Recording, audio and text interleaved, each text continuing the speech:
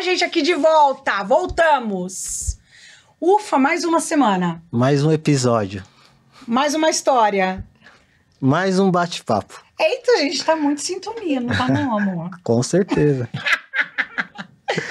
Ó, deixa eu falar, antes da gente começar, que o papo vai ser bom demais, a gente quer agradecer muito a R1 pelo espaço, pela parceria, por tudo que tem proporcionado para nós. A gente tem chegado em lugares muito melhores por conta desse nível de estúdio. Muito obrigada, mesmo, de todo o coração. Obrigada ao Bruno pelas edições, por fazer tanta coisa legal e tão profissional com as nossas edições e logos do Cambalhota e marcas e tudo mais. E eu vou deixar para falar pro final, mas eu quero falar agora. Já começa contribuindo, tá? Fazendo sua doação e compartilhando esse episódio, que você vai amar. Tenho certeza que vai ser promissor. Com certeza, eu concordo com você, porque vai ser legal que esse amigo que a gente veio trazer aqui é uma história parecida com o nosso projeto lá, entende? Então é sintonia mesmo. Falei sintonia sem querer, mas é, né? A sintonia. Hoje, a gente vai bater um papo com um cara que eu conversei com ele muito pouco. Mas acho que os 5 minutos que eu conversei com ele, já deu pra sentir que ele é um cara que... Sabe quando você sai daqui, ó, e que você vai pra cá? E aí eu não tô falando de dinheiro. Eu entrega. Tô falando de entrega, de servir! Quando a gente serve, o mundo fica diferente. Fica melhor. Com vocês, bate palma, faz barulho. Pro Elinho Futebola. Eita! Muito bem, bem-vindo, querido. Eu que agradeço o convite, né? Gil, Naná, é uma honra para mim estar aqui, para poder falar um pouquinho da minha história, poder falar um pouquinho do Projeto Futebola, né? Estou à disposição de vocês aí para as perguntas e questionamentos em relação a tudo que eu vivi até hoje. Eita, não é pouca coisa, viu? Né, amor? Elinho, muito obrigado aí por aceitar o convite de vir no Vozes do Bem, compartilhar um pouco da sua história no futebol, família, né? Sim. Conosco aqui, para quem tá assistindo aí, fica ligado. Fica ligado que o projeto é top. Vamos lá, pra gente começar, a gente gosta de fazer uma pergunta bem legal. Né, amor? Sim. Quem é o Elinho? Quem é esse cara? Me conta quem é ele. Se ele é casado, se ele não é casado, se ele trabalha, o que ele faz. Fora o projeto. Quem é o Elinho? O Elinho é um senhor já, né? Hoje estou com 53 anos, casado com a Regina, pai do Vitor e da Beatriz, 15 e 13 anos. São bênçãos na minha vida, a herança que Deus me deu, né? 2 filhos maravilhosos que estão sendo criados dentro da palavra de Deus, levando o evangelho. Meu filho já é levita na igreja, né? Com 15 anos já tem esse dom de tocar e cantar para a honra e glória de Deus. A minha filha caçula, a Beatriz, também já tem esse chamado dentro da igreja do Senhor. E nós temos vivido grandes coisas em relação a servir o Senhor, né? Não importa seja em 4 paredes ou seja na rua, numa praça pública, nós sempre estamos dispostos a falar do amor de Deus e daquilo que Ele tem feito no nosso dia a dia, na nossa vida, né? E daquilo que Ele já fez, né? Que foi nos conceder a salvação através da sua morte na cruz. Amém, é isso, Amém. Hein? Começou. Elinho, aproveitando a oportunidade aí que você já se apresentou aí no programa, eu gostaria de saber como que foi a sua infância na Zona Leste lá, né? Na nossa querida Zona Leste, e como que o futebol entrou na sua vida, assim? Gil, eu tô no futebol de competição, né? De participar de campeonatos e tal, desde os 9 anos de idade, né? Eu nasci na Vila Diva, que é Zona Leste também, porém eu me criei no fundão da Zona Leste, ali na Coab 1, Arthur Alvim. Aí a gente conhece, hein? Eu cheguei ali com 7 anos de idade, e ali eu me criei, ali eu fiz os meus melhores e os meus piores amigos. Sim. Né? A gente sabe que futebol na periferia, nas comunidades, atrai tanto pessoas boas como pessoas ruins, né? E eu iniciei a minha vida no esporte ali. Eu tinha um vizinho que ele tinha uma quadra que era um cinema, né? Que virou uma quadra de futsal. E ele levava a gente lá para Vila Matilde para jogar bola nessa quadra. E eu iniciei a minha carreira de jogador de futebol jogando futsal, né? Devia ter uns 9 anos no máximo. E aos 11 eu conheci o futebol de campo, que aí foi onde eu realmente me encantei pela bola, né? Nunca tive a intenção, né, nessa época de me tornar um jogador de futebol ou jogar em algum clube, né? A bola para mim era motivo de alegria, de lazer, né? De brigar com os amigos, aquela bagunça, né? A gente viveu tudo isso. E iniciei no futebol de campo aos 11 anos, né? Em alguns clubes de várzea, né? Que a maioria começa assim. Hoje, os campinhos de terra, que hoje já não tem mais, né? Aquela coisa da bola bater na pedra antes de chegar em você, você tem que matar ela, você tem que matar ela na canela, né? Que hoje não existe mais. Aos 13 anos eu me vi fazendo testes em clubes, né? Também sem nenhuma pretensão. Tá. Bom, depois eu pergunto, então, sem nenhuma pretensão, eu já pergunto, engatar aqui. Quando que você percebeu que você... Não, é pra cá que eu vou. Olha, eu confesso pra você que... futebol que eu vou. Eu costumo até mesmo falar pros meus alunos que o futebol tem aquele que já nasce com o dom. Sim. Certo. Né? Tem aquele que é mediano e com aprimoramento ele vai se tornar bom. Sim. E tem aquele que não nasceu para aquilo. Mas gosta. Mas gosta, exatamente. Né? É o esforçado. Certo. E eu vou falar uma coisa para você. Eu não nasci com o dom, mas eu era muito determinado naquilo que eu fazia. E diante da função que eu tinha dentro de campo, eu comecei a me destacar, né? Tanto é que quando eu cheguei no futsal, eu não me via como um jogador. E aos 13 anos eu comecei a me destacar, né? E todo mundo que via eu jogando falava, pô, você precisa ir fazer uma peneira, fazer um teste. E aos 13 eu comecei a procurar isso, talvez por essa influência, né? Essa influência boa. E o primeiro clube que eu fui fazer um teste foi o São Paulo Futebol Clube. Imagina a gente sair lá da Zona Leste, Gil. Naquela época não tinha metrô até Itaquera, né?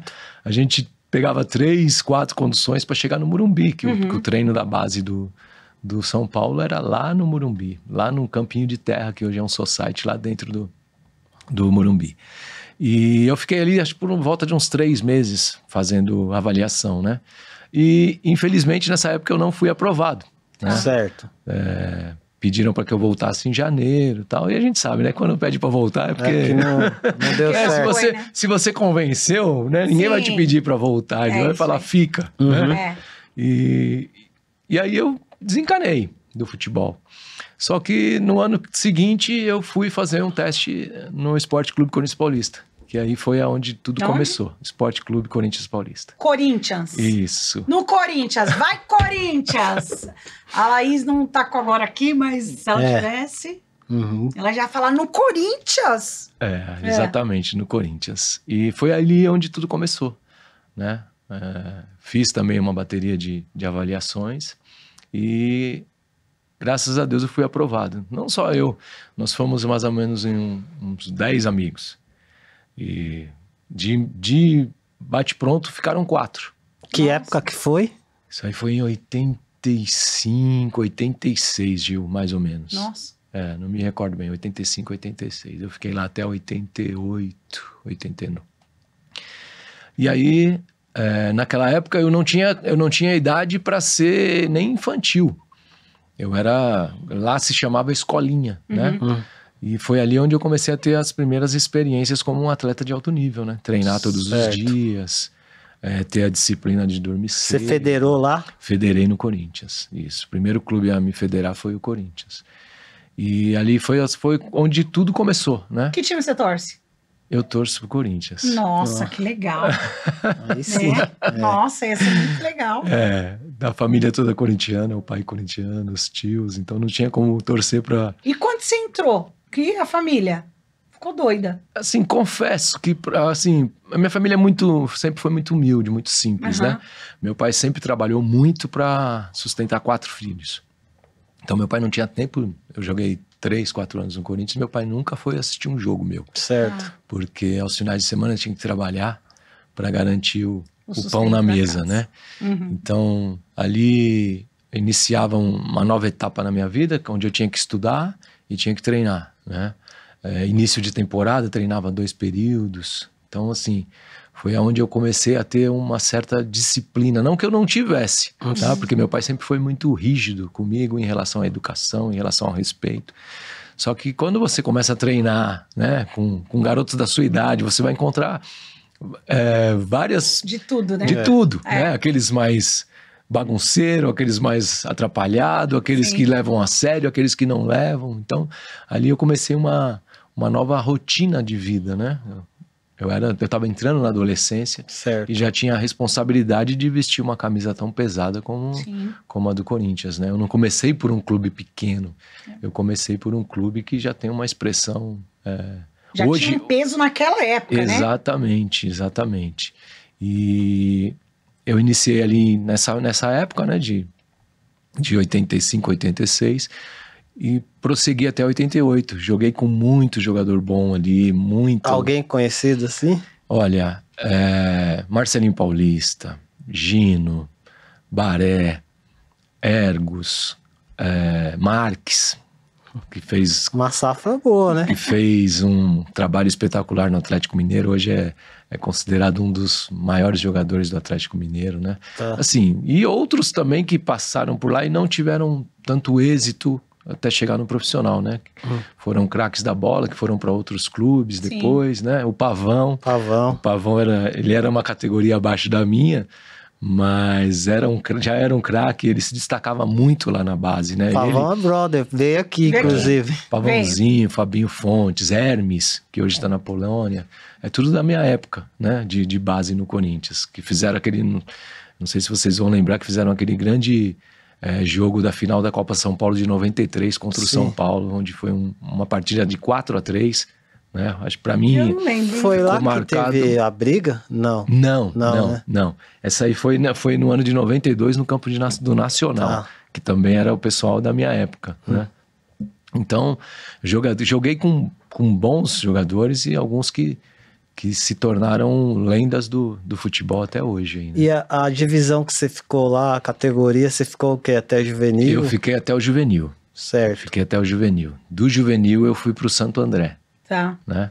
No Santo André, joguei lá até o começo de 90, se eu não me engano, no Santo André. E aí você estranha, né? Quando você sai de um Sai clube... de time grande. De um time grande. Não que Santo André não seja grande. Isso, exatamente, também, né? Mas é muita diferença. Sim. É muita diferença. A estrutura... Hoje não. Hoje você vê que a maioria dos clubes tem uma boa estrutura, né? Seja ele grande, seja ele pequeno. Mas naquela época não tinha. Até mesmo... a Várzea tá com uma estrutura, né, gente? Exatamente. Hoje em dia, assim... Aliás, tem time da Várzea que é melhor do que time profissional, Com né? certeza. Exatamente. Por isso que eu não gosto que fale da Várzea. E aí eu fui pro Santo André, disputei Campeonato Paulista, disputei jogos regionais, jogos do interior, né? E ali foi uma fase boa que eu vivi, porque eu com 17 anos já treinava, muitas vezes era chamado para treinar no profissional. Ó, né? que legal. Então foi uma fase muito boa No Santo André. no Santo André, né? E você ficou lá até quando? Fiquei até o começo de 90. No Santo Profissionalizou lá? André. Não profissionalizei. Eu tive uma lesão, né? Como Mas você tava... federar não é profissionalizar? Não. Não. Jura? Federar você tá se formando, né? Você uma tem formação. um vínculo com o clube, né? É. A federação é para quê? Naquela época nós tínhamos o Campeonato Paulista, que era o principal, né? Não disputava Campeonato Brasileiro. No final do ano nós tínhamos um torneio em algumas cidades do interior, que era como se fosse um campeonato brasileiro. Que aí jogavam times de Minas, né, do Sul, e a gente se reunia, começo de dezembro, quando vinha as férias, né, escolares, a gente se reunia nessa cidade e disputava esses torneios. Tá. E no começo do ano também, na época do juvenil, tinha um campeonato que também era semelhante ao brasileiro, que era disputado no Rio de Janeiro. E quando é que você, assim, ó, por exemplo, federei, tô federado. E aí, como que você vira profissional?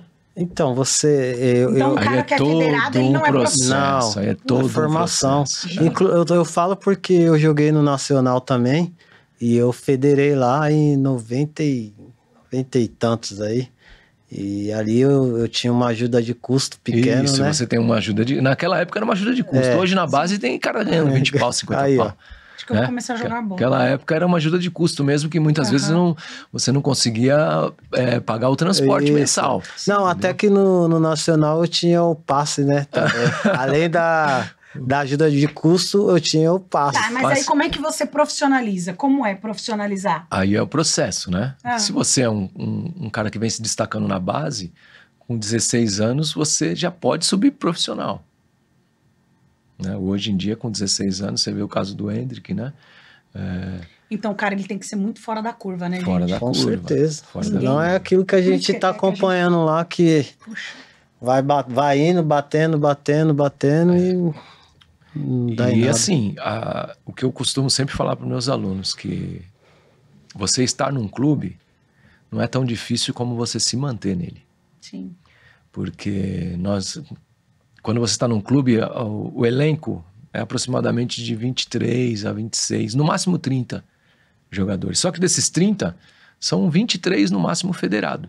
Ficam 7 lá treinando, numa esperança de ter uma melhora, um rendimento técnico, para que ele possa ser federado e começar a participar do grupo, né? Porque esses 7 que ficam lá, na minha época, sem ser federado, era mais para os jogos amistosos, né? Para completar o elenco quando a gente fazia coletivo, Sim. né? Então, Alguém tá machucado. isso, exatamente. E aí você tem que matar um leão a cada dia. É. Porque quantos meninos não querem estar na base de um Corinthians, de um mas Palmeiras? isso era na época de 90. Corinthians, época de... cheguei Não, depois do Corinthians, no Santo André, década de 90. Então, se naquela época, que é mais ou menos a sua época, já era uma dificuldade, não era essa indústria do futebol, porque hoje é uma indústria, né? Vamos falar Isso a a gente verdade. pode falar. Isso a gente pode falar um pouquinho mais pra frente sim. em relação a isso. Agora, então, é por isso que tá difícil. dos É meninos, muito né? difícil, pô. Muito difícil pra você treinar. Né? Hoje para você adentrar um clube, tá muito mais difícil do que naquela. Sim. Porque antigamente você fazia a peneira diretamente no clube. No clube, hoje não. Você fazia o teste diretamente no clube. Vem um olheiro. Hoje, assim, existem muita gente vendendo sonhos, Sim. né? Sim. Existe muita gente vendendo sonhos que se tornam um pesadelo. Infelizmente, hoje tem muita gente mal intencionada no futebol. Aliás, eu acho que tem muito mais. O Pavão falou disso. Falou. O Pavão falou disso. Que ele foi um dos caras Ele que tomou passou Pelé. por isso, né? O Pavão sofreu muito na mão de empresário. Sofreu, ele falou. Eu ouvi isso da boca dele. Ele falou Falou aqui. pra gente ele falou aqui. Ele falou, tomei 2 cambal de 2 empresários. Inclusive, ele deixou essa mensagem pra galerinha que tá vindo aí. Isso. Sabe qual é Exatamente. o maior problema, Gil? A família, os pais. Principalmente os pais. Porque, Gil, se o seu menino tem talento, ninguém vai cobrar pro seu filho jogar. Verdade. Se ele tem talento. Isso eles não percebem. Você vai entrando num ciclo vicioso, né, que nem hoje. Eu não tenho nada contra a escolinha de futebol. Nada, absolutamente nada. Mas o cara que tem uma escolinha e vem de sonho, ele não está sendo sincero. Por quê? Porque se você pegar aí os jogadores profissionais, não chega a 1% de jogador que foi jogador de escolinha. A escolinha não revela ninguém. A escolinha vai te ensinar a jogar futebol. Se você tiver talento, alguém vai te ver. Mesmo que esteja escondido, né? Mesmo que esteja escondido. Porque essa escolinha, de repente, ela vai fazer um jogo amistoso ou vai participar de um torneiozinho pequeno. Alguém vai ver essa criança. Porque o talentoso, ele se destaca no meio dos medianos e dos ruins. Nosso Dunga falou disso aqui. O Dunga falou, craque é craque. Craque é craque. Né? Exatamente. E ele citou ainda, né? Ele falou, eu quem falei, são tipo quem, vai? Tipo quem? A Naná não gosta de Tipo quem, vai? Dá nome aí. Eu gosto de dar nome. tumulto. Dá nome. Mas ele só falou, gente, ele falou Só? Pelé, Ronaldo, Fenômeno, É os enfim. fora da Romário. curva, né? Romário. É só gente fora da curva. Hoje a gente pega um futebol de médio para baixo, Uhum. né? Infelizmente, a gente vive essa situação no nosso país. O país que por muito tempo foi chamado o país do futebol, né? Que eu tenho uma outra visão em relação a isso. Hoje já não é mais. Ah, eu também Né? acho que não. Nós tivemos grandes jogadores. Nós éramos um celeiro de grandes jogadores, craques. Uhum. Nunca fomos o país de futebol. Por quê? Não somos organizados. Sim, é Não diferente. temos uma confederação legítima que honre a classe de jogadores de futebol, né? A gente vê os escândalos aí de corrupção, Uhum. infelizmente, né? Então, assim, o bom futebol está na Europa. Os países de futebol, já foi Itália, né? Já foi Espanha. Uhum. Hoje um França. pouquinho voltado mais para a Inglaterra, né? Eles são organizados, né? É por isso que os nossos meninos saem daqui para ir para lá. Né? Exatamente. E as meninas também. E hoje, o que a gente vê é um futebol de médio para baixo. Infelizmente, né? Hoje a gente está vendo aí muito jogador de várzea tendo oportunidade na Série B. Uhum. Por quê? Será que esses jogadores tiveram portas fechadas quando foram buscar um clube? Ah, para mim é sem dúvida. Ou será que foram os comportamentos? Porque o jogador de várzea é uma coisa, o Gil sabe disso. Sim. O jogador de várzea é uma coisa. Se você quiser assumir um compromisso como profissional, você não Tem pode, que mudar, você tem não que pode ter mudar a mente de totalmente, varziano. né? Entendeu? Porque existe a diferença entre o jogador de futebol e o atleta. É o que muita gente não entende. Que o jogador de futebol, ele pode ser o craque que for, mas ele nunca vai ser atleta. Agora, se ele for atleta, Aí vai ele embora. vai atingir outros Patamares. níveis. Eita, volta a falar do Santo André. Vai. Então, aí no Santo André foi... A gente ia entrar nesse assunto aqui. Vai embora. Eu gosto desse assunto eu gosto. Até porque eu finjo que eu entendo, aí eu não entendo. Aí quando vem quem entende, eu quero ficar fazendo pergunta como se não houvesse amanhã, né, amor? Mas eu não entendo. Não, tô falando eu. Eu não Mas- entendo, aí eu mas- quero ficar eu fazendo pergunta. um completa o outro, né, Gil? Para de ser doido. Oxi. Segue ali. Vamos lá. Só um O adendo. Igor rindo. Só um adendo. Antes de eu ir pro Santo André, eu fui fazer teste no Guarani. É. Um amigo meu que tinha sido dispensado do Corinthians juntamente comigo, né? E aí o pai dele conseguiu pra gente ir pro Guarani, cara. Naquela época o pai tinha que ir na rodoviária assinar pra Sim. você viajar. Menor de idade, né, cara? Uhum. E a gente foi pro Guarani. E no Guarani eu fiz o Guarani naquela época, o São Paulo e o Guarani era a base Top. top. Real Madrid. Eles tinham jogadores na base que era um absurdo. São Paulo, então, para você empatar com o São Paulo, Gil, já era uma vitória. Aquela época. Essa é a real, né? O profissional voando e a base no mesmo nível. E aí eu fui pro Guarani, nossa, fiz um treino espetacular, cara. Tudo deu certo naquele dia. E pediram para eu voltar. Só que eu não tinha condições de voltar, cara. Certo. Meu pai não tinha condições de me bancar, né? Até eu ser realmente avaliado e aprovado para poder ficar no alojamento. E eu, infelizmente, não voltei pro Guarani. E aí fui pro Santo André.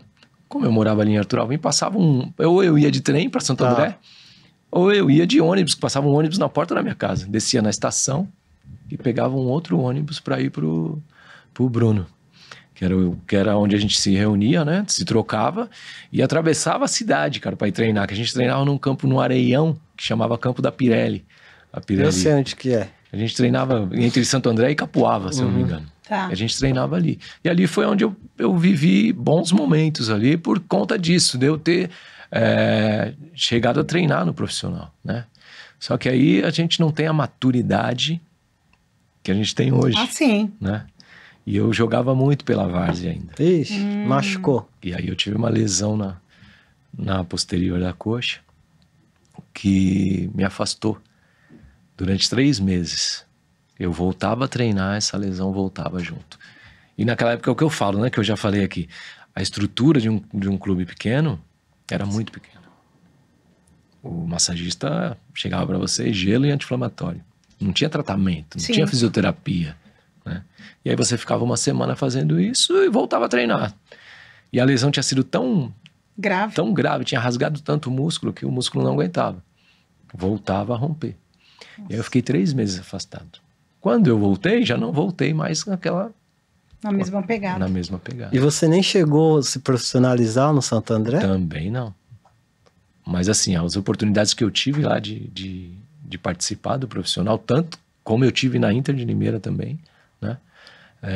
Foram muito boas, né? Talvez eu não tenha aproveitado essa oportunidade por não ter essa maturidade, né? O atleta que está num clube não pode jogar na várzea. Não pode.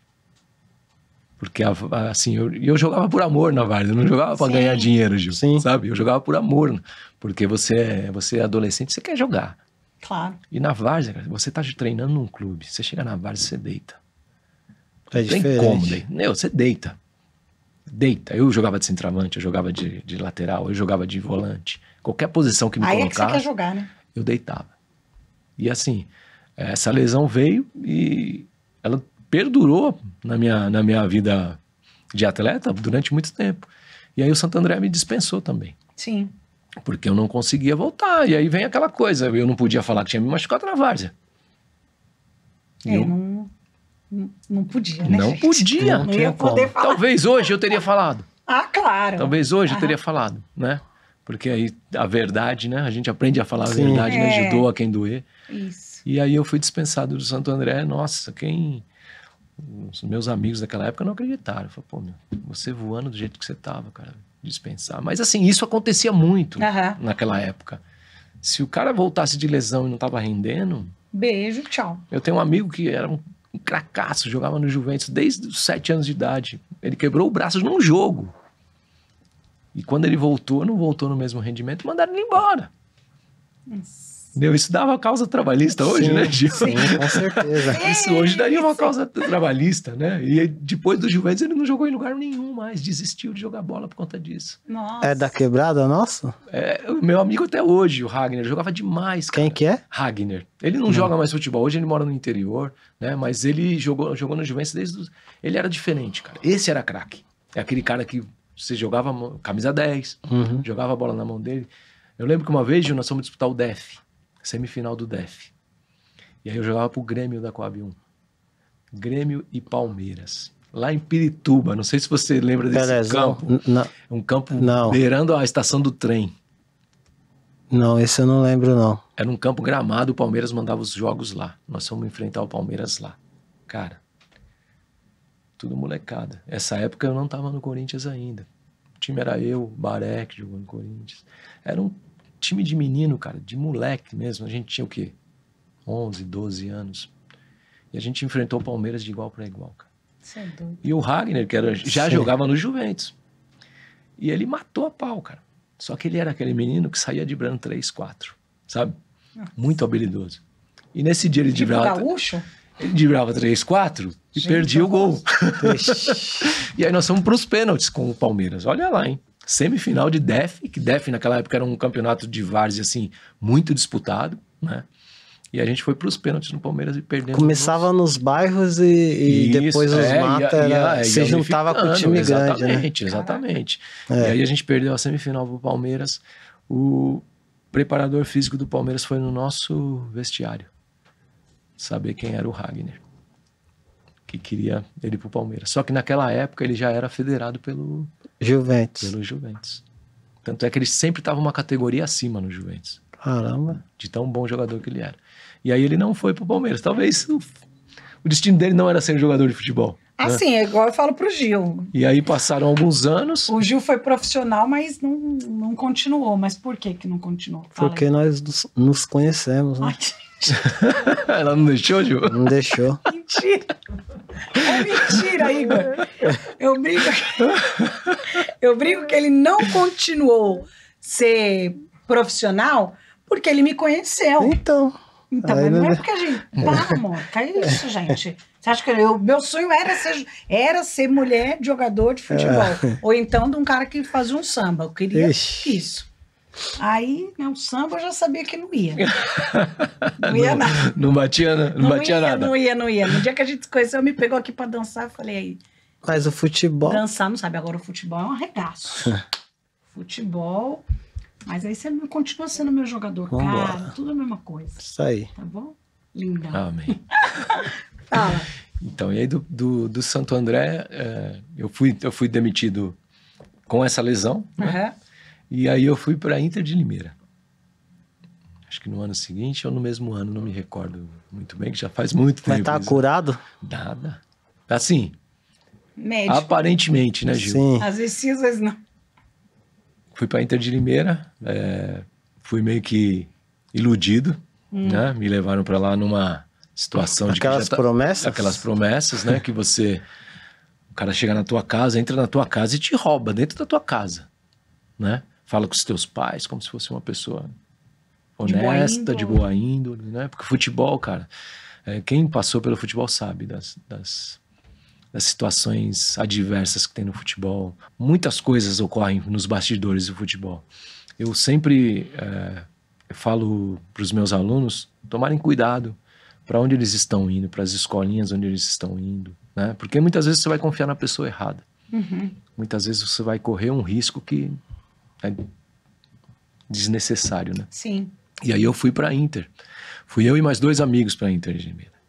Chegou lá, pensei que eu ia ficar em alojamento, né? Já estava praticamente tudo certo. Não, tive que pagar o hotel na cidade. E passei uma semana na Inter, eu e mais esses 2 amigos. E aí passamos uma semana lá em teste. E justamente nessa semana de teste, meu músculo rompeu de novo. Eu falei, meu Deus do céu. Treinamos no profissional. Eu era, acho que, primeiro ano de júnior, Gil. Primeiro ano de júnior. E os 2 amigos meus que foram,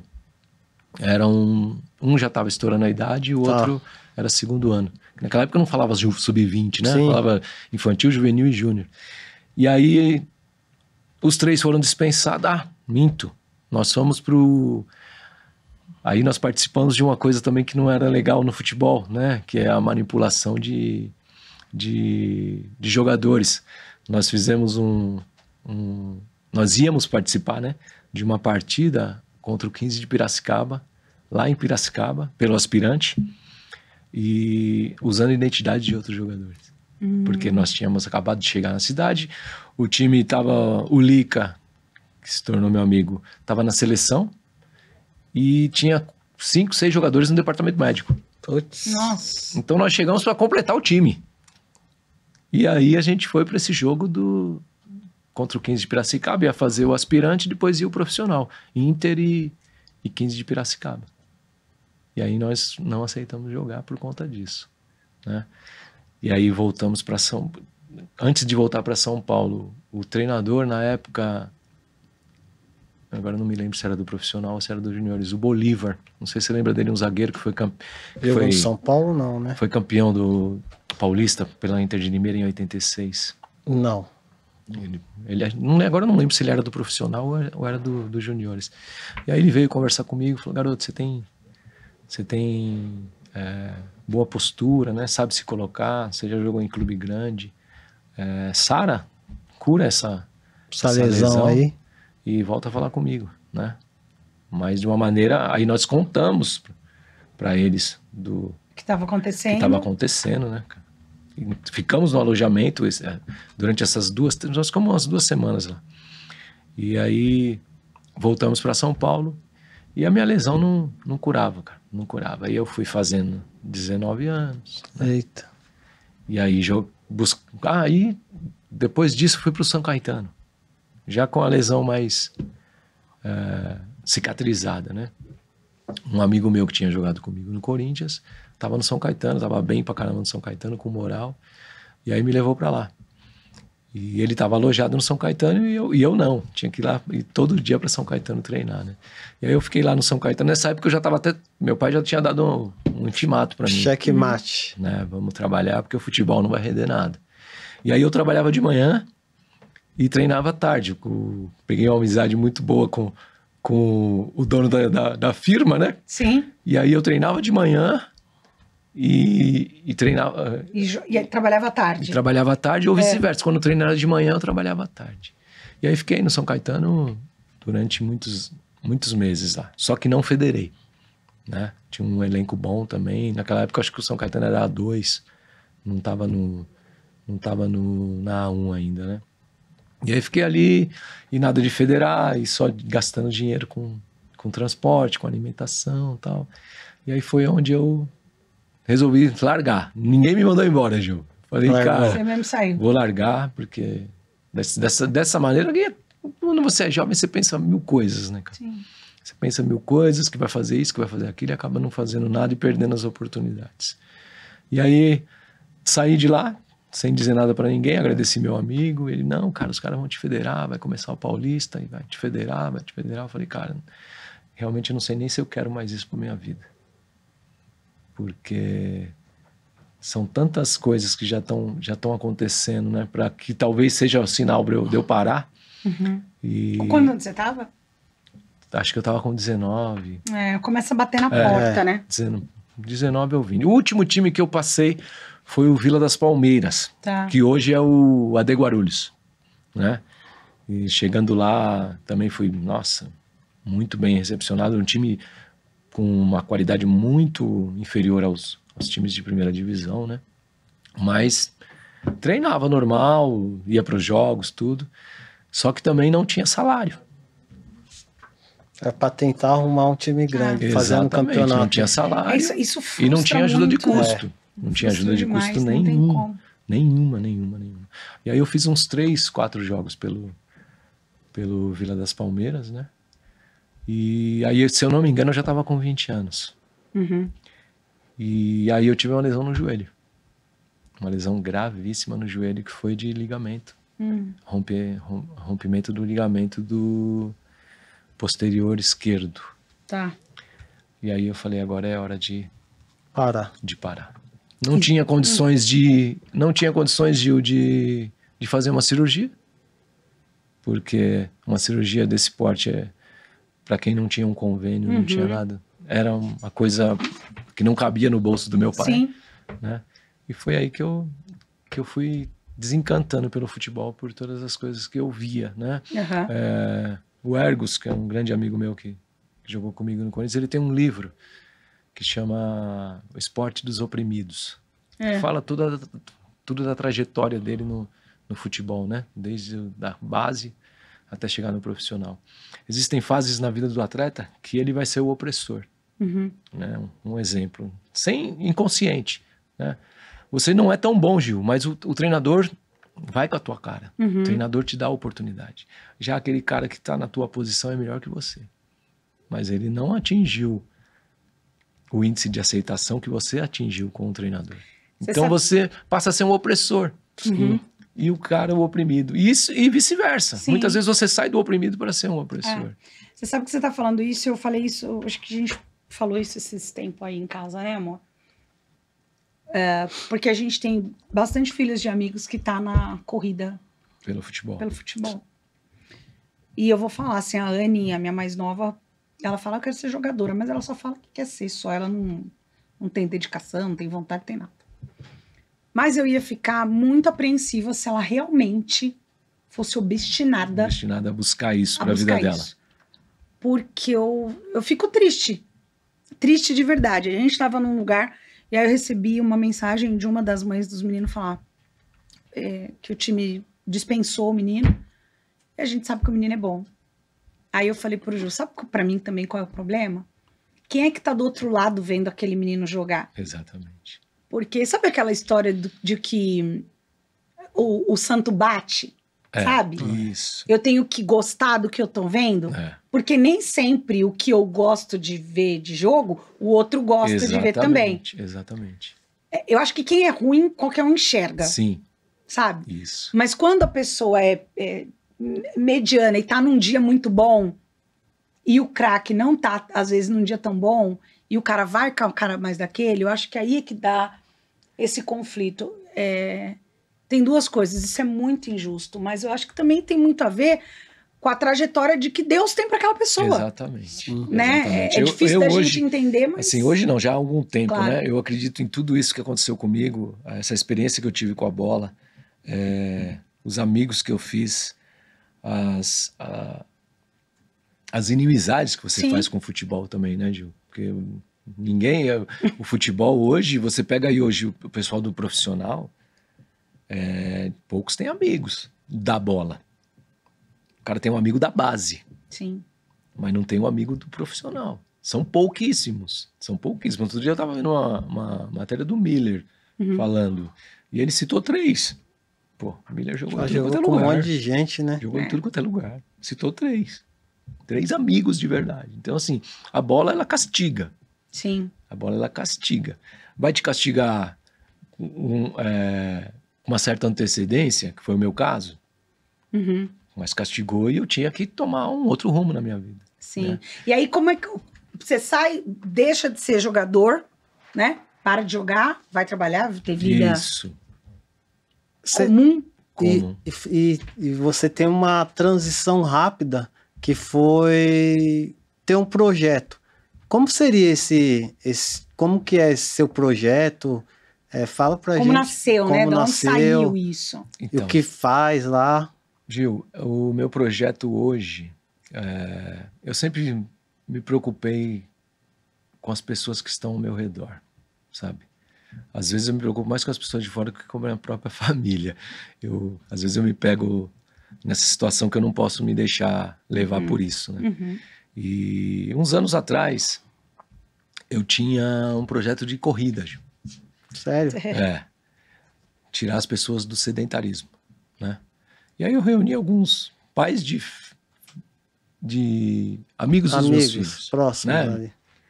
E aí a gente começou a se reunir aos domingos para participar de atividade física. Pessoas que não tinham na rotina nenhum tipo de atividade física. Eu. Pode me filmar. Eu nada. E a gente ficou com esse projeto durante uns 3 anos, Gil. Uns 3 anos aproximadamente. E eu fiz algumas pessoas fortinhas, através do treinamento, né, de orientação, principalmente na alimentação, né, na qualidade de vida. Pessoas que não tinham a prática da atividade, correr 5 quilômetros, né? Fazer uma atividade física, fazer uma flexão de braço, fazer um abdominal, né? Se movimentar. Sair daquela rotina de trabalho, casa, trabalho, né? Aquela coisa que a pessoa está acostumada há anos e que não consegue colocar uma vírgula, encaixar alguma coisa ali para continuar. E aí eu fiquei nesse projeto durante 3 anos. Uns evoluíram bem. Aí eu incluí a bike.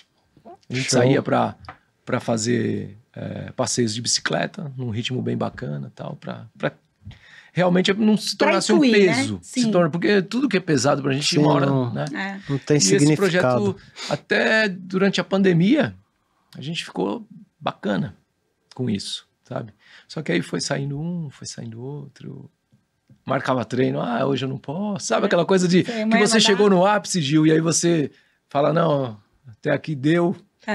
Aí eu, assim, também não posso insistir, né? Claro. Cada um sabe do que quer para sua vida, do que quer para o seu futuro, né? Eu quero envelhecer com saúde, né? Eu acredito que vocês também.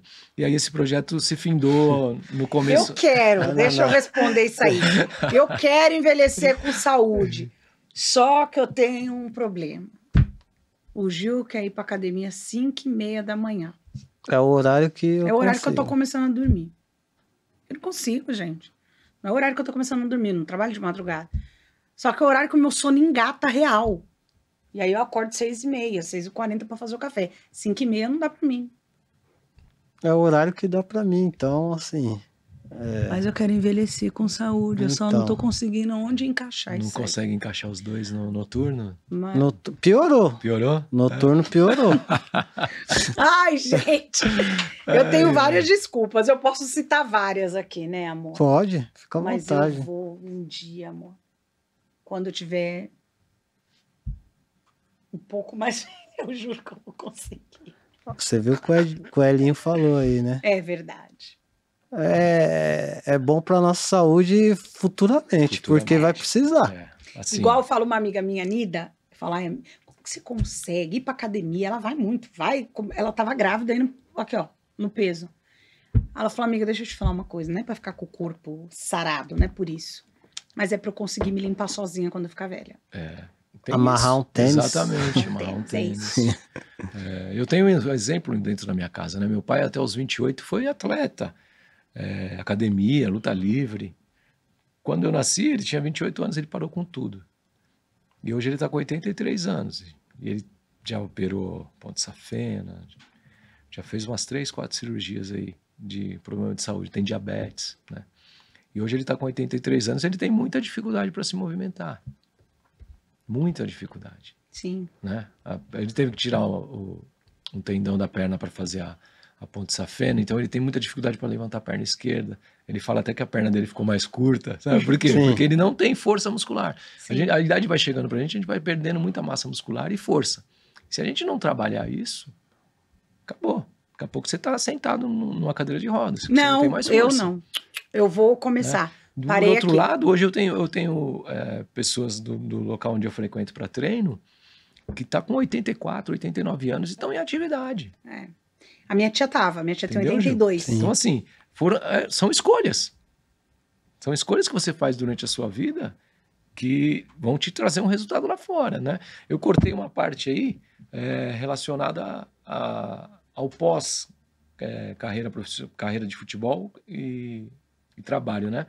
Que eu acabei, como todo menino, como a maioria, né, de periferia, eu não tinha, como que eu posso dizer, eu não tinha amigos fazendo faculdade, Sim. eu não tinha amigos querendo ser melhor, né? Não estou falando de ser melhor que os outros, mas procurar uma vida melhor, né? O meu ciclo de amizade era aqueles que estavam indo para um caminho meio sem torto. volta. E eu acabei me envolvendo com tudo isso. Quer dizer, uma carreira que eu tinha de atleta de futebol, eu deixei de lado e comecei a fazer coisas que fizeram minha mãe e meu pai chorar, né? Foram aí alguns anos da minha fase já adulta, né? Porque depois dos 20 você já é considerado adulto. E aí eu tive alguns comportamentos inadequados em relação a querer o que não é o que não é seu, né? Sim. Sim. Uso de drogas, entorpecentes, né? E aí a minha vida se tornou um caos. Eu fui de 0 a 100 em 2, 3 anos. Nossa. Perdi tudo que eu tinha conquistado. Absolutamente tudo. Tudo, Ju, tudo. E eu fiquei com a minha mãe do meu lado e a minha namorada, que hoje é minha esposa. As únicas que acreditavam em mim. Eu tinha perdido meu irmão mais velho que eu havia falecido em 95 por conta de uma doença também. Infelizmente morreu de cirrose com 28 anos. Nossa, que jovem. Por conta do deixa a vida me levar, né? Então, essa mudança radical foi para ter as coisas rápido, conquistar as coisas num modo acelerado, de uma decepção do futebol? Cara, eu não diria uma decepção no futebol, mas você vê, assim, minha adolescência foi muito, muito enxuta. Porque você tá no futebol, eu não tinha remuneração, eu tinha uma ajuda de custo. E os seus amigos alguns já estão trabalhando, então já estão se tornando independentes, né? Vai comprar um tênis, uma calça, vai pra festa à noite, né? E eu não tinha essa possibilidade, cara. Eu não tinha de onde tirar. Eu não tinha um tênis. Meu pai comprava, cara, naquela época meu pai comprava uma roupa no Natal, tinha que durar o ano todo. Sim. Entendeu? Uma roupa, um tênis. Quando comprava, era pro ano todo. E aí você começa a perceber que as pessoas ao seu redor, é o que eu falo, né? À beira de campo, né, Gil? Nas comunidades. Você vai conhecer gente boa e vai conhecer gente ruim. Sempre. Verdade. Aí são as escolhas que a gente está falando agora. Sim. E aí eu escolhi olhar mais pro lado ruim. Talvez por não ter tantos exemplos bons, olhei mais pro lado ruim. E comecei a fazer práticas que não deveria, né? E aí eu dei um up. Comecei a ter as coisas que eu queria ter, né? Que, aliás, nem sabia se eu queria ter. Na verdade, eu via que os outros tinham e eu queria ter também, né? E chegou numa fase da minha vida que eu passei a ser um viciado em cocaína. Nossa. E aí eu já trabalhava numa seguradora, né? E tinha um bom salário, né? Sempre fui um cara que sempre soube conversar, sempre soube... Tá. Então, para mim isso não era problema. Só que as drogas entrou na minha vida de uma forma assim absurda, cara. Porque até o momento que eu jogava futebol, cara, eu sempre andei com pessoas que usavam droga. E eu nunca tinha experimentado. Quando a droga chegou na minha vida, foi para mudar a minha vida. Talvez se eu não tivesse conhecido a droga, eu não seria quem eu sou hoje, cara. Porque eu falo que a droga quase me destruiu. Uhum. Mas ela me trouxe uma visão de vida que poucos têm. De você se preocupar com o futuro daqueles que estão vindo aí. Os próximos que tá perto também. Exatamente. De você olhar para o lado das pessoas que estão ao seu redor e entender que aquele processo está ali para qualquer um. Principalmente hoje, Gil. Que as drogas estão absurdamente Tá tão atingindo todas as acessível quanto a classes, informação. todas as classes, todas as idades. Sim. Entendeu? Naquela época, o crack tinha acabado de chegar no Brasil. Era difícil você encontrar uma boca de crack. Os caras transformavam a cocaína no crack naquela época. Então, assim, a droga veio para mudar a minha vida e mudou de forma drástica? Mudou. Mudou. Como eu te disse, eu fiquei com a minha mãe e com a minha esposa, que é hoje do meu lado. E aí entra Jesus, cara. Foi E para ali largar, porque você trabalhava. Trabalhava. Eu perdi o emprego. Uhum. Eu perdi o emprego por conta das drogas. E aí virei maloqueiro. Virei... Minha família, cara, não tinha Destruída. isso. Minha família não tinha isso. Meu pai trabalhou a vida toda para sustentar 4 filhos. Sim. Minha mãe era dona de casa. Minha família não tem um que se envolveu com coisa errada. E eu fui o primeiro. Imagine para minha mãe e para meu pai passar essa decepção. Os vizinhos falando, seu filho tá fazendo coisa errada. Né? Não falava, né? Sim. Mas falava, seu filho comentando, tá né? fazendo coisa errada. Com seu filho... fofoca. É isso, ó, ouvi dizer que seu filho participou disso, participou E aí daquilo. você já namorava sua esposa. Já namorava minha esposa. E ela segurou esse rojão. Eu era novo. Eu comecei a namorar com ela muito cedo. Muito cedo. Nós namoramos 11 anos, cara. Nossa. 11 anos. Ela participou de tudo isso na minha vida. Desde a época do final do futebol, né? Das tentativas que eu fiz com o futebol e até a época que eu me envolvi no crime e nas drogas, né? E aí, como que foi sair? Você conheceu Jesus aí, Desse igual você negócio aí. falou, E e eu, pra sair. cara, esse barato de igreja, Bíblia, pra mim é ignorância, né? A palavra de Deus diz, né? O meu povo perece por falta de conhecimento, né? Eu achava que o que você fez aqui você vai pagar e pronto, não tem perdão, não tem nova vida. Pra mim era isso, entendeu? E até por isso que você tava já metido na droga. Exatamente. Porém, quando uma tia minha, cara, levou um pastor uma vez na minha casa, e eu tava louco. E o pastor chegou lá, era um japonesinho, cara, de meio metro, assim, Gil. E ele foi orar pela minha vida lá. Minha tia foi a primeira pessoa que... Acreditou que a mudança estava... Minha mãe já tinha se convertido por conta da morte do meu irmão. Tá. Né? E, pô, pra você ter uma ideia, cara, eu vendia droga na frente da igreja da minha mãe. Nossa. Que loucura. Loucura mesmo, cara. E aí esse japonesinho foi orar por mim, cara, na minha casa. Eu louco, não sabia nem o que ele estava fazendo lá. E ele orou. E ali começou um processo de mudança. Que aí eu comecei a perceber, Gil, que eu já não era mais o cara que eu achava que eu era. Né? Que o domínio que eu tinha caído e eu era dominado pela situação. Que sozinho daquela situação eu não iria sair. E aí você pega um amigo preso, um amigo morreu por conta de droga, um amigo morreu por conta de assalto. E aí você vai esperar o quê? Vai esperar ser o próximo? E aí foi onde uma amiga da minha esposa convidou ela para ir para uma igreja. E eu falei, que é esse barato crente? Você é louco? Né? Cheio da razão, cheio do... Sim. E aí cheio do seu eu? Exatamente, cheio Porque de ego. Né? cheio de do seu ego, eu. porque a gente sabe que precisa de ajuda, Lógico. mas não dá o braço a torcer. E aí eu fui, não sei como, eu fui para essa igreja. E chegou lá, cara, era um pastor que nem era da igreja, era um pastor da Assembleia de Deus que subiu no púlpito para pregar. E quando ao término do culto, ele meteu o dedo na minha cara e falou coisas que só eu sabia. Não tinha nem como eu acusar minha esposa e falar assim, pô, você que contou, né? E aí eu falei, cara, Deus existe. Deus? Falei, Deus existe. Isso foi em 98, se eu não me engano. E dali, cara, eu percebi que eu precisava mudar. Mudar minhas amizades, mudar a minha maneira de ver as coisas e entender que eu era insuficiente para aquilo que eu estava vivendo. Que eu não ia muito longe dali, né? E mesmo assim, cara, eu dava meus Perdido. perdidos. Perdido aqui, um perdido ali, um perdido aqui, um perdido ali. Dava uma recaída na droga. E eu me casei em 2000, né? Me casei em 2000, tive umas recaídas também.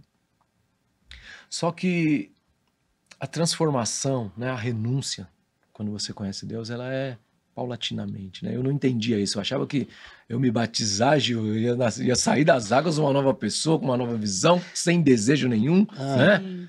E, na verdade, eu tenho aprendido com Deus até hoje. Né? Hoje eu tô com 53 anos e tenho aprendido com Deus até hoje. E aí eu comecei a caminhar com Cristo, me afastei da igreja durante muito tempo, né? E aí veio aquilo, quando você se afasta, parece que vem 7 vezes mais as coisas ruins para a sua vida. E eu já era casado, né, cara? Só não tinha filhos. E minha vida começou a se tornar um inferno novamente, né? Porque minha esposa não confiava em mim, né? Eu não Perdeu a confiança. Eu não podia sair sozinho, né? Porque já era segunda vez risco, e tal. era um risco, né? Então, quando se não vocês que são casados sabem, quando você não tem confiança num casal, o casamento não... não vai. Não vai. Né? E, cara, tropecei várias vezes. E aí meu filho nasceu, o Vitor, que hoje tem 15 anos. E o nascimento do meu filho trouxe uma nova reflexão de vida para mim. Né? O Vitor, nós ficamos 10 anos tentando ser pais. E o Vitor foi resultado de uma terceira inseminação. Tivemos que fazer 3 inseminações para que o Vitor pudesse vir. Talvez as drogas tenham abalado tanto a minha estrutura interna que eu não conseguia ser pai, e minha esposa também não. E aí fizemos a inseminação, nasceu o Vitor, e aí a minha visão mudou mais um pouco, né? Com isso, eu me afastei novamente da igreja. E minha esposa, consequentemente, veio junto, né? Casal, o marido está em casa, a esposa fica em casa, não tem mais aquele desejo por buscar a palavra de Deus, buscar a presença de Deus. Só que quando meus filhos começaram a crescer, minha esposa olhou para mim e falou assim: você vai ficar aí? Eu vou seguir. Eu vou seguir. Porque eu não vou deixar os meus filhos para o mundo. Eles vão aprender aquilo que eles têm que aprender. Eles vão viver aquilo que eles têm de melhor para viver, que é a palavra de Deus. E aí eles começaram a ir para a igreja e eu relutando, né?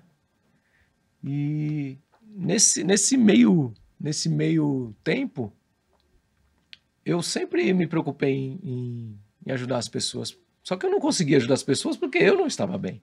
Né? Sim. Como é que você vai ajudar alguém se você não está bem? Não tem como. O que a gente falou com a Anice. É o que a Anice falou pra gente. Que a gente estava falando de finanças, que não tem, que tem a ver com isso. Mas é o que ela falou. Primeiro põe a máscara em você quando a gente está no avião, para depois colocar na pessoinha do lado. Você não consegue ajudar alguém se você tá com a vida lascada. Você não consegue ajudar de nem dar um copo com água. Isso. Né? Porque você, cara, como é que você vai pegar um exemplo, né? Como é que você vai pegar você está vivendo uma crise conjugal, como é que você vai pegar um conselho de um cara que está separado? Não tem como. Não dá. Não conversa, né? Não conversa. Então, e minha esposa voltou para a igreja, né, com os meus filhos, e pela misericórdia de Deus estão lá até hoje, né? Meus filhos já são adolescentes hoje e estão vivendo na igreja o que a palavra de Deus diz, né? De servir, de amor, né? De realmente entender qual é o propósito da gente aqui na Terra, né?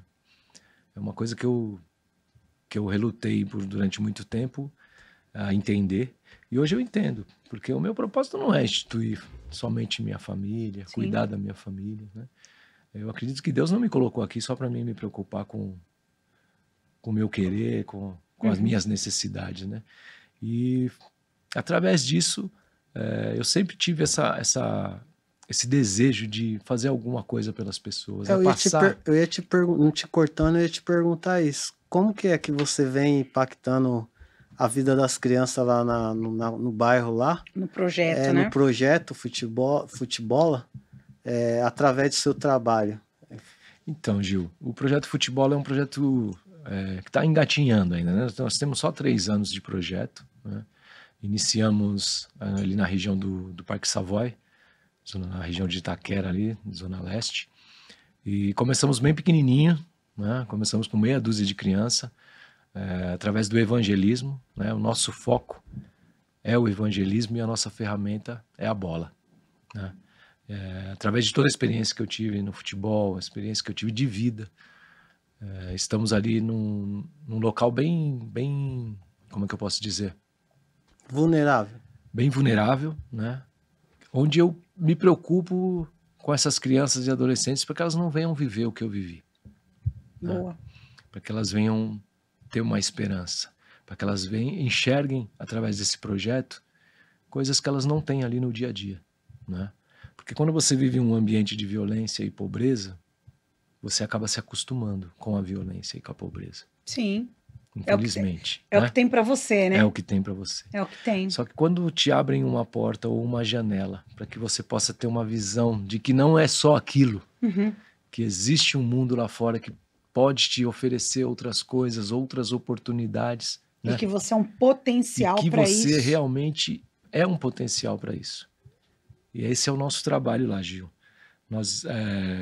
Hoje nós atendemos 70 crianças aproximadamente, de 7 a 16 anos, né? Essas crianças, elas treinam futebol aos sábados pela manhã.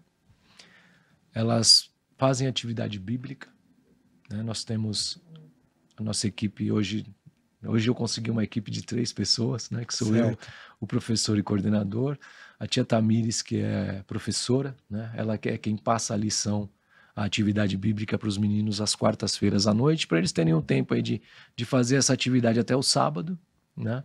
Para entregar para a gente no sábado. No sábado a gente faz o estudo dessa palavra que foi colocada, debate, né? Procura saber o que eles entenderam do que eles escreveram e leram, né? Explicamos para eles aquilo quis dizer, e automaticamente, cara, a palavra de Deus vai entrando na vida dessas crianças, né? É um pai ou a mãe ou a avó que vai ajudar eles a fazerem atividade, os menorzinhos, né? Que já tem que olhar ou o Google ou a Bíblia, né? Que já vai ter essa interação com a palavra de Deus e entender que essa vida aqui é curta e passageira, né? Que o nosso foco não são os bens materiais, não são a nossa qualidade de vida absurdamente melhor aqui na Terra, mas que nós tenhamos a fé que Jesus Cristo morreu por nós para nos dar a salvação. E é isso que nós pregamos lá. A bola é só uma ferramenta que Deus nos deu para que a gente pudesse conquistar essas crianças. E como eu disse para vocês, nós começamos bem pequenininho, né? Num espaço que não era adequado, era um estacionamento que a gente usava como quadra. Hoje a gente já está num ambiente melhor, a gente está realmente num ginásio treinando essas crianças. As crianças de 7 a 11 anos, a aplicação deles em relação a isso, em relação à palavra, você chega no sábado de manhã, você pergunta para eles quem quer falar alguma coisa sobre a Bíblia, a grande maioria já levanta a mão, sabe? Crianças que chegaram ali e não tinham esse hábito de falar em público, esse hábito de se expor, né? E a gente vai trabalhando isso nas crianças. Nossa, ali então você está desenvolvendo. E outra coisa, atividade física. Atividade física, né? Exatamente. Precisa sair daqui um pouco, né? Isso. Você tira a criança daqui. Uma das coisas, Naná, que eu falo muito para os pais é deixar as telas de lado. Porque eu, como educador, eu vejo que isso está travando as nossas crianças. Sim. Mentalmente e fisicamente. Então você tem ali ensinamento de futebol, que é uma atividade física. Sim. Ensinamento espiritual, né? O mais importante. Sim. Mas que o cara, ele pode, dali desse ensinamento espiritual, o que eu quero dizer com isso? Ele vai entender o que é certo e o que é errado. Exatamente. A formação de caráter. Isso. E não é porque é evangélico, eu gosto de falar isso, mesmo a gente sendo evangélico. É para você entender, eu acho que o espiritual traz para você, quando você leva a seriedade para o espiritual, eu tô falando de espiritual, não tô falando de religião. Sim. Que são coisas completamente diferentes na minha cabeça. Você tá trazendo para aquele ser humano, com aquela criança, o caráter. Isso. E do que é certo, do que é errado, do que você Exatamente. pode, do que você não pode fazer. O que né? acrescenta na sua vida e o que não acrescenta. Exatamente. Então, e aí você está trazendo também experiência profissional, porque uma criança hoje em dia que ela tem muito contato com a tela e toda essa onda de ansiedade e de tudo que tem criado, quando você coloca uma criança para falar em público, você tira dali de dentro daquela criança um futuro adulto, um advogado, Exatamente. você tira um jogador de futebol e, né, você tira Professor, um médico, um palestrante, um professor, um palestrante. Exatamente. Você está desenvolvendo aquilo que, assim, eu sempre falo para eles, eu falei, eu sempre, na minha trajetória, eu sempre tive liderança, Uhum, né? Eu sempre fui um líder. Porém, muitas vezes eu tinha dificuldade para falar, uhum. né? E hoje, você já desenvolvendo uma criança de 7, 8, 9 anos, você desenvolver isso na criança é muito importante. É gratificante. É muito importante. Porque eu acho assim, posso estar até enganada, mas eu acho que esse pessoal que tá vindo já tem isso. Por esse monte de informação. Só que, por um outro lado, tá sendo colocado de uma maneira que não é tão legal, que não consegue desenvolver tão bem. Então, uma criança que era para ser um líder nato e tal, ele acaba se excluindo por conta de algumas outras coisas, do que vão pensar, ou do que vão achar, ou por conta da ansiedade. E aí não tem quem fale, ó, vamos fazer assim? Isso. Deixa eu te ensinar, vamos fazer assado? Ter um olhar, porque não adianta, na favela, que eu gosto de falar favela, eu não gosto de falar comunidade. Eu também. Eu não gosto de falar comunidade, eu gosto de falar favela. Mas na favela é o seguinte, tem infinitamente muito mais pessoas boas do que a parte ruim. Sim. É o que mostra da Concordo favela, plenamente. é a parte ruim. É a parte ruim. Então, essa criança, ela infelizmente, ela vai ter contato com essa parte ruim. E para ela, por olhar aquele cenário que ela tem, ela só olhar aquilo, ela não pode, não tem outra chance, né? E quando tem alguém que tem um coração voltado para falar, não, peraí, eu vou usar de uma arma que eu tenho muito boa, daquilo que eu fui forjado, que é o futebol, e aí, querendo ou não, por mais que a droga tenha entrado na sua vida, e que é péssimo, é uma merda, né? Te trouxe um ensinamento animal para você poder falar do que você viveu. Exatamente. Não é ninguém que te contou. Eu você vivi viveu. Na pele. Então, eu falo para minha irmã, para uma das minhas irmãs, ela passou por um processo de doença muito difícil, e eu falo para ela, você só pode contar um testemunho para a pessoa sentir verdade no seu olho quando foi na sua pele. Se não foi, bagulho não mesmo. Não é. Verdade. Como é que você... O Dunga falou para não convencer, mas para... Você não vai convencer, você vai... Ai, se eu não convencer... Não é convencer. Não é convencer, Você conscientizar. Vai conscientizar. Você vai conscientizar. Você não convence, você conscientiza o outro quando a verdade está em você. Então você só está falando a verdade. E o outro vai olhar e vai falar, peraí, se o Elinho passou por todo esse perrengue aí, irmão, vim no mesmo lugar que ele, vou fazer diferente. O importante é você entender todo esse processo. Sim. Né? Porque se você não entender esse processo, se você não entender que as coisas... Você vive um risco, a cada minuto você vive um risco. Né? Hoje você é uma pessoa de boa índole, daqui a pouco você está sendo contaminado por alguém. Sim. E você já está querendo levar vantagem, que seja a mínima a vantagem que for, você já está querendo levar uma vantagem dessa, que você está com uma alteração de caráter. Uhum. Né? Porque se até hoje você levou as coisas na linha, né? E aí quando é para você ter uma pequena vantagem, você já está desviando. Uhum. Então assim, é muito fácil isso acontecer. Sim. Se você não tiver uma base, se você não tiver temor de Deus. Quando eu digo temor de Deus, não é temer a Deus, é você obedecê-lo dentro da palavra. Né? Porque a palavra é que faz a diferença, é a palavra que edifica. Uhum. Então ali a gente prega a palavra não querendo transformar ninguém, porque nós não temos esse poder. Uhum. Mas nós oramos, no início do treino a gente pega as crianças e oramos, né? Muitos hoje já pedem para orar, sabe? São tempos diferentes que a gente está vivendo. Sim. Aquela coisa de eu falar, alguém quer orar e todo mundo baixar a cabeça e não querer orar, Sim. acabou. Sempre tem 1, 2, 3, tem vezes que gera até briga, que fala, professor, deixa eu orar. Não, professor, deixa eu orar no final. Então, assim, são coisas que estão sendo colocadas na vida deles como prioridade, Sim. que é buscar a presença de Deus. E quem vai convencer pai, mãe, família? Não sou eu, é o Espírito Santo.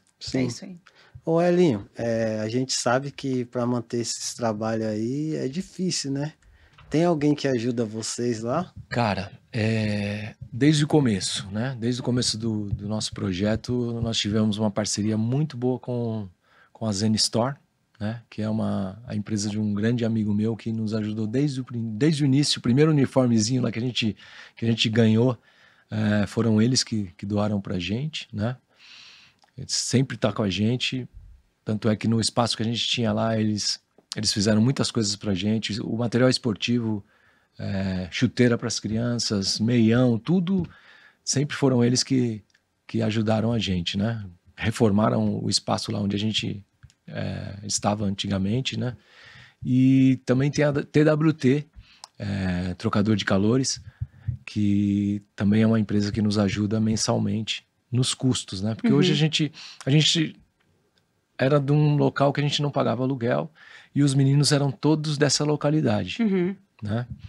Nós temos ali 3 comunidades ao redor, a gente atendia. Nós não fazemos acepção de pessoas, nós atendemos a comunidade e atendemos qualquer um que chegar lá. Sim. E tendo vaga no projeto, a gente costuma abrir vaga, Gil, de janeiro e junho. Né? Porque senão o menino entra no meio do caminho, Tem que parar, já pega o processo andando, fica ruim. Então a gente abre a vaga em janeiro e junho. Tendo vaga, não importa a sua classe social, não importa a sua cor. Nós, até o momento, só não pegamos meninas. Tá. Mas a gente já está com uma intenção de Por montar favor, o futebol, vou cobrar. Vou cobrar. feminino, mas assim, somente as meninas. Tá. Fazer realmente o projeto feminino. Tá. Então, assim, esse tipo de acepção nós não fazemos. Então, se você tem condição de pagar uma escolinha, mas quer o seu filho lá para ele ter essa formação de caráter, seja bem-vindo. É o lugar certo. É o lugar certo. Show. Nós encontramos várias situações, Sim. né? Fazer o bem, como eu estava falando para você lá fora, né, Gil? Tá. Fazer o bem não é fácil. Não. Dá trabalho. Mesmo. Dá trabalho, né? E hoje a gente vê o nosso projeto crescendo, né? Hoje nós temos a EVX também, que é uma empresa de um grande amigo meu que nos ajuda com cestas básicas. Temos a G3, que é a empresa que confecciona o nosso material, que sempre dá aquele descontão pra gente, sabe? Sim. Qual mais? Temos Fala Motoca, que é também uma página de podcast. Tá. Inclusive é de um pai de um aluno, né, que esse ano tá ajudando a gente. Assim, nossos gastos lá são consideráveis para o tamanho do projeto, né? Mas até aqui o Senhor tem nos sustentado. Que bom. Abrimos a clínica Pantacor, que fica ali no Tatuapé. Esse ano tá vindo com a gente para passar os meninos num exame cardiológico. Nossa, que demais. Tem meninos ali que nunca passaram num cardiologista, né? Que não sabe como é que tá o coração, como é que tá a saúde, né? Então, esse mês a gente já iniciou esse trabalho com o menino e vamos dar sequência durante o ano todo. Tem uma nutricionista que está chegando para conhecer o projeto, espero que ela abrace essa causa e venha com a gente abraçar também. Né, amor? Vai Com abraçar. certeza. As coisas que a gente alcançou talvez nesses últimos 4 meses foram mais do que a gente alcançou durante os anos anteriores. Mas eu acho que precisa. A gente fala muito isso, né, Gil? A nossa ONG também está constituída com 3 anos, mas o projeto do Cambalhota tem 10. Esse ano faz 10. Eu acho que existe um tempo para todas as coisas. Sim. E existe um tempo de maturidade. Eu acho que quando a gente vai ficando maduro aí na constituição do projeto, e aí as pessoas conseguem, porque infelizmente Tem tanta gente sacana Tem. que o povo precisa ver para crer. Exatamente. A pessoa precisa ter a certeza que o projeto é sério, que realmente faz mudanças na vida das famílias, para depois apostar. Justamente. Faz parte. Ana, foi uma das coisas que eu coloquei para eles quando a gente mudou de ambiente, né?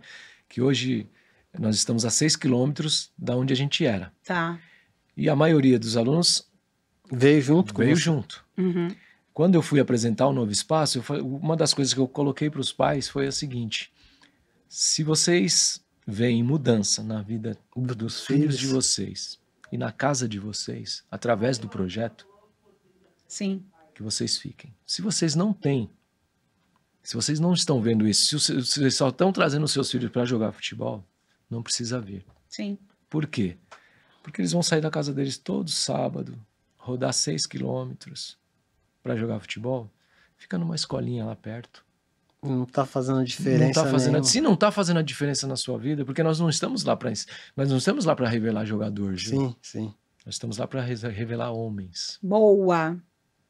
Gosto disso, para revelar homens. para revelar homens, sabe? E assim, alguns relatos, se você pegar a página do Instagram, você vê as mães falando da mudança dos filhos, Claro. da transformação. O esporte Até mesmo muda, né? De um pequeno gesto, Gil, que a gente faz, porque lá a gente atende as famílias, cara, tem famílias lá que precisam muito, Uhum. tem umas que não precisam e que acabam ajudando a gente também. Então, assim, o pequeno gesto que você faz de orar por um pai que está internado Uhum. e o pai sair do hospital, sabe, cara? São coisas assim de você trazer a comunidade para próximo de você, Sim. para você entender a necessidade do outro. Sim. É você olhar no olho da pessoa e saber, cara, eu posso ajudar. Sim. No mínimo eu posso ajudar. É. A gente fala muito sobre doação, e a gente já falou isso aqui algumas vezes. Nunca é só sobre dinheiro, Não. né? Quando a gente fala de fazer o bem e tal, aí a gente fala isso, acho que em todos os episódios, porque quem vem aqui não fala de outra coisa, a não ser de fazer o bem. A pessoa conta uma história muito top, que impacta a história de vida e tal, lá. Mas o objetivo do podcast é para falar de fazer alguma coisa pra vida. Pra vida, mudar vidas. Mudar, Transformar, Essa é a né, ideia, gente? né? Transformar, exato. É você passar a realidade para aquela pessoa que talvez ela não esteja enxergando, Isso. né? É tanto sofrimento, é tanta vida dura, é tantas decepções Uhum. que a pessoa cansou. A pessoa está cansada de lutar, cansada de levantar e cair, levantar e cair. Sim. E aí você trabalha com criança. Criança tem um coração, cara. A criança, se ela gostar de você, ela vai gostar de você. Se ela não gostar de você, ela não vai gostar, cara. É simples assim. Você não vai conquistar ela com uma bala, com um chocolate. Você vai conquistar ela olhando no olho. Com seriedade, com disciplina. Uma das coisas que a gente preza muito lá é disciplina. A gente tem algumas regras do projeto para manter o projeto, porque senão vira bagunça, a gente Vira. sabe Sim. disso, né? Então, assim, a maioria deles seguem essas regras e não se tornam um peso. Porque para aquele que é pesado, Naná, ele não fica no Ele não projeto. segura. Só sabe o que é legal? Que aí essa criança, o que acontece? Ela tem a regra lá no projeto, ela leva lá para dentro da casa dela. Exatamente. certeza. Que muitas vezes não tem Não a regra tem, por conta do exatamente. ambiente, Que por tá, conta né? de tudo mais. E aí ela leva isso lá para casa dela. E aí Exatamente. o cara, quando ele vira um homem, né? Vem na lembrança, Vem né? tudo. Ó, pra Ele vocês- aprende, não tem como. Para vocês terem uma ideia, a gente preza tanto por disciplina, por ordem, né, por unidade. Nós devemos ser um. Que eu tive durante esses 3 anos, eu tive só um evento de briga entre eles. Um evento. Que infelizmente eu tive que desligar o menino, porque já era um menino Sim. que vinha me dando trabalho. Uhum. E eu segurei ele, a idade dele já tinha estourado, eu segurei ele para ver se eu conseguia Mudar de mudar alguma aquilo. Um forma. menino que tinha um talento, Gil, com a bola no pé, cara. Eu queria levar ele lá pro GWS para desenvolver ele um pouco mais. Mas não teve jeito. Mas tudo aquilo é reflexo. Sim, da do que família, ele do que ele vive dentro de casa, né? É. Até porque no nossos projetos lá a gente via muito disso, né? E você não muda uma criança em 2, 3 horas que você tá com a criança. Não, porque você tá ali 2, 3 horas e ela vai passar o resto da semana vendo aquilo, se tornando uma coisa normal. Então, assim, é um trabalho de formiguinha, é um trabalho onde eu peço muito discernimento do espírito Sim. para poder continuar. Confesso para vocês que Não, já não é pensei fácil, não. várias vezes em Existe desistir. Vixe, não é Fala fácil, muito, não. porque eu já pensei. Não é fácil. Olha, eu falo pro Gil. Ai, eu acho que o Principalmente nessa fase que a gente fez essa transição de local, né? Eu falei, cara, e agora? Eu não posso mais estar ali, mas eu não posso deixar esses meninos. O que eu faço agora? E eu tinha, na época, porque quando a gente foi pra lá, ficou uns 10 que falaram, não, nós não vamos. Então eu tinha uns 80, 85 meninos. Mas esses 10 também nem tá frequentando, não faz mais nada também, até lá, Eu porque ficou pra trás. Eu acredito que não, Gil. É Eu complicado, acredito que né? não, entendeu? Infelizmente, não quiseram vir. Por quê, Gil? Porque a gente alugou até um transporte para levar eles. A criança não vai se ela não quiser. Sim. Porque todo dia, 8h30 da manhã, todo sábado, 8h30 da manhã, tem um transporte lá na porta, lá, para pegar eles e levar. E outros pais que têm carro também estão ajudando no transporte. Então, quer dizer, os meninos chegam lá, vão treinar das 9 às 11 e vão embora para casa. Entendeu? Vão receber a oração, vamos falar da palavra de Deus, vamos viver aquele momento na presença de Deus, vamos agradecer a Deus pela nossa saúde. Quantos meninos não queriam estar ali que estão num leito de hospital? Uhum. Quantos meninos que queriam estar ali jogando uma bola que estão numa cadeira de roda? Então, tudo isso a gente agradece, Sim. sabe?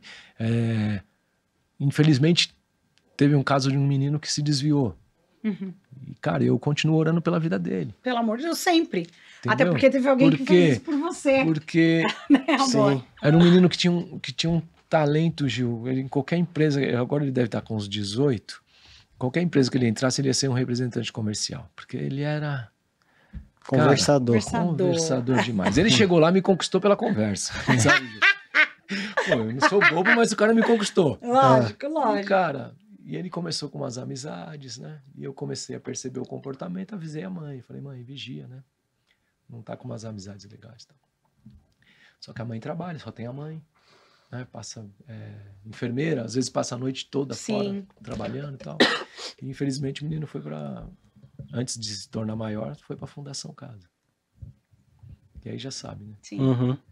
Você volta pro lugar onde você estava e continua vendo as mesmas coisas, a Fundação Casa virou um lar, né? Então, infelizmente, hoje ele optou por um outro caminho e eu continuo orando pela vida dele, né? Quando ele saiu da Fundação Casa, levei ele para a igreja, né? Tava com a namoradinha e tal, oramos por ele, eu falei, cara, esse é o caminho. Falei, vê se foi algum amigo te ver. Vê se alguém mandou um jumbo pra você. Não vai. A mãe precisava de dinheiro para ir visitar, precisava de uma mistura para levar para ele na fundação. A gente... Sim. E infelizmente ele saiu com a cabeça até boa, né? Porque cadeia não é bom para ninguém, Gil. Não. Sim. Né? Agora, ele foi se acostumando de novo com as más companhias e com as más influências. E aí voltou. Então, hoje, o que eu faço por ele é oração, porque eu tenho certeza que Deus está ouvindo minhas orações e que uma hora e vai a ser ficha alcançada, vai cair. assim como você foi, assim como Exatamente. milhares foram e muitos outros serão. É o que eu sempre falo, porque a minha vida foi transformada porque eu estava na porta da igreja da minha mãe vendendo droga e minha mãe estava lá dentro orando por mim, cara. Sim. Às vezes eu via que sumia uma camiseta, Gil, sumia uma calça. Era minha mãe que tinha levado para a igreja, pro pastor ungir. Entendeu? Entendeu? E naquela época eu não entendia dessas coisas, né? Sim. Era carnal, totalmente carnal. Mas depois eu fui refletir sobre isso. Eu falei, cara, enquanto eu tava ali, minha mãe tava lá orando pela minha vida. E isso fez toda a diferença. Sim. Né? E hoje eu procuro passar para essas pessoas toda essa experiência para que elas possam entender que o que você está vivendo hoje pode ser transformado pelo poder de Deus. Né? Independente do que seja, a nossa fé transforma. Né? Aquilo que nós cremos, nós somos aquilo que cremos. Verdade. Se nós cremos numa nova aliança, se nós cremos em morar no céu, nós temos que seguir e viver isso. Né? Hoje se fala muito em bênção, mas, cara, a maior bênção nós já temos, que foi a morte de Cristo na cruz pela nossa salvação. Né? Se nós temos Ele, nós não precisamos mais de nada. Verdade. Mas sim transmitir tudo isso para aqueles que ainda não ouviram ou que ouviram, mas não deram ouvido. Aqueles que ouviram, mas não escutaram. É exatamente isso. ter que acabar. Ai, de novo. Eu, por mim, eu fico falando. Você ficaria falando. Ah, história, né? História top. Gostou, Igor? Vambora. É isso. Elinho, obrigada. Eu que Que agradeço. a prazer te oportunidade de conhecer, que vocês. prazer conhecer a sua história. Que bom que você pôde vir.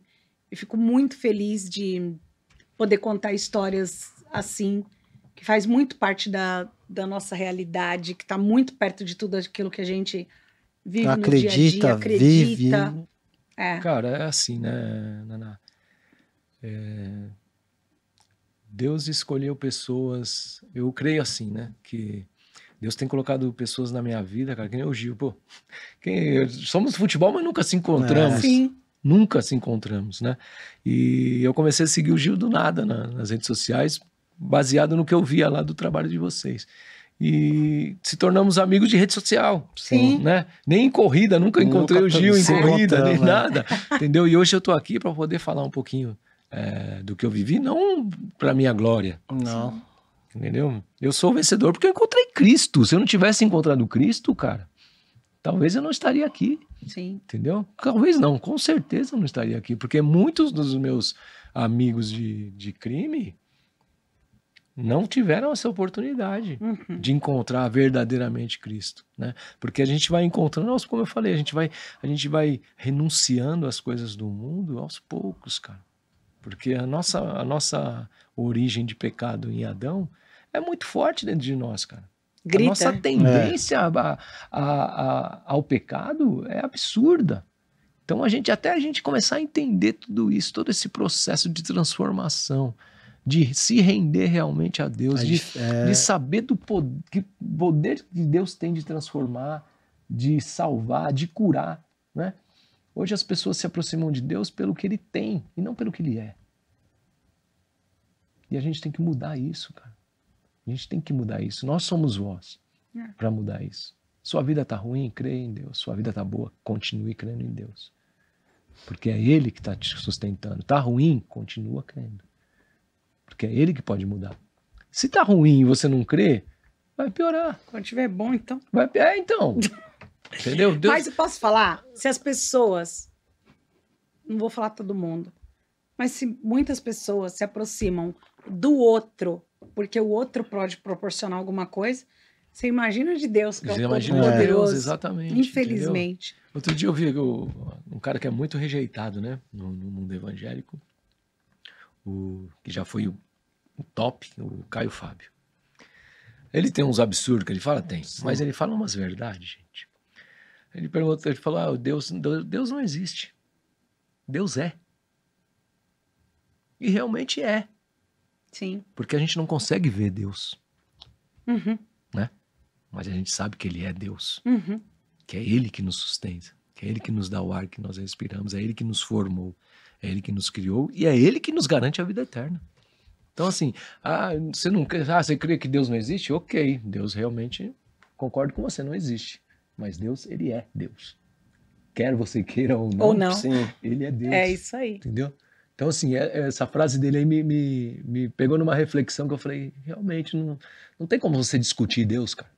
Não tem como você entrar numa tese de que você não é abençoado. Simples fato de viver tudo o que nós vivemos. Né? Sim.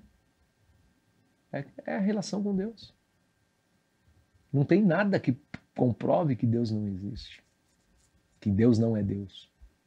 Então, a gente tem que crer com foco na morada no céu. E não aqui. Aqui é tudo passageiro. Né? Às vezes a gente se pega preocupado com coisas pequenas e com coisas grandes. Né? Uhum. E que tudo, no final, vai se resolver. De uma maneira ou de outra. Da maneira que a gente queria ou não. Vai se resolver, cara. E é isso que a gente tem que ter a noção de que Deus é Deus para isso. Para que a gente possa entender a vontade dele e não a nossa. Né? Buscar primeiro o reino de Deus e a sua justiça, e as demais coisas os serão acrescentadas. Aí a gente inverte. Busca primeiro as demais coisas e depois o reino. E se der o reino. Se der o reino, exatamente. É triste, mas é realidade. Mas vamos embora. A gente tá aqui para falar desse amor, né, amor? Vambora. Você é meu amor, viu? Te amo. Ó, Obrigada, querido. Eu que agradeço. Deus te vocês. abençoe. A gente Foi está um muito prazer, feliz que você Foi veio. um prazer imenso conhecer vocês. Cara. Fala sua rede social aí, fala. Faz aquela perguntinha pra ele. Ah, é verdade, gente. É verdade. Apesar de que, né, amor? Com tudo isso, tem que fazer, né? Tem que fazer. O que você faz para mudar o seu mundo? Gente, eu não consigo olhar para as pessoas e não enxergar a necessidade delas. Seja quem for. Seja o cara que tem dinheiro, que está se entregando demais ao trabalho e não está vivendo. Ou seja aquele humilde que está precisando de um arroz e feijão. Eu aprendi que a prosperidade não está naquilo que eu tenho. A prosperidade está naquilo que eu posso oferecer.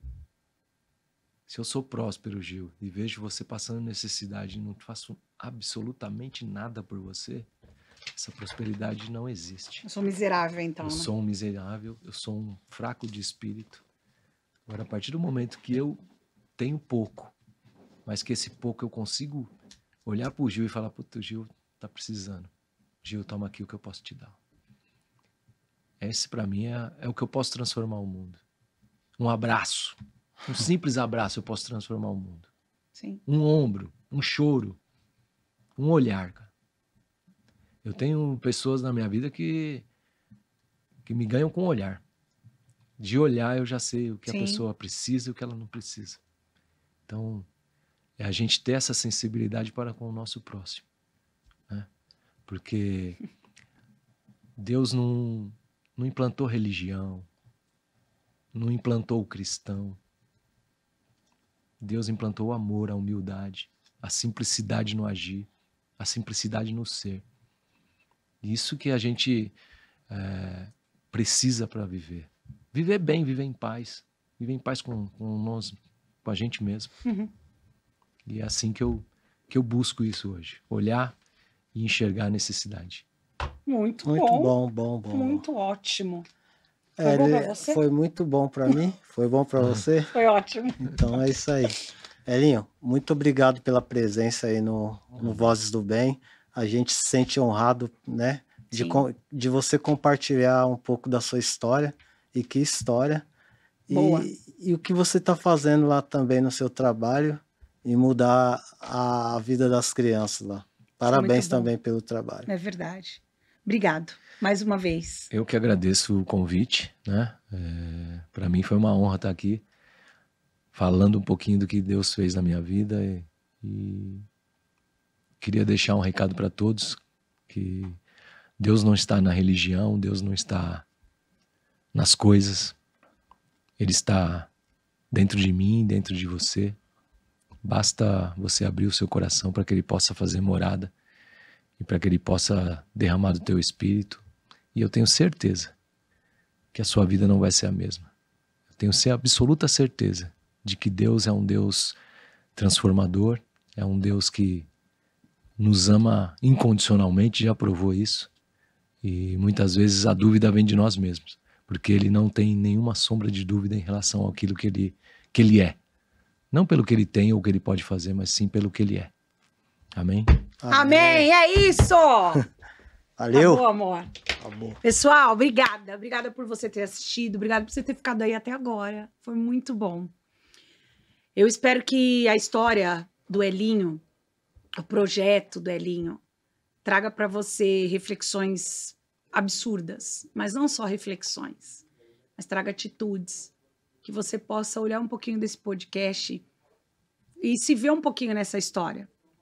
Ou de alguma superação sua, de sua mesmo, ou de superação da sua família, ou de um aprendizado, ou então de fazer o bem para alguém. Sempre faz muito bem.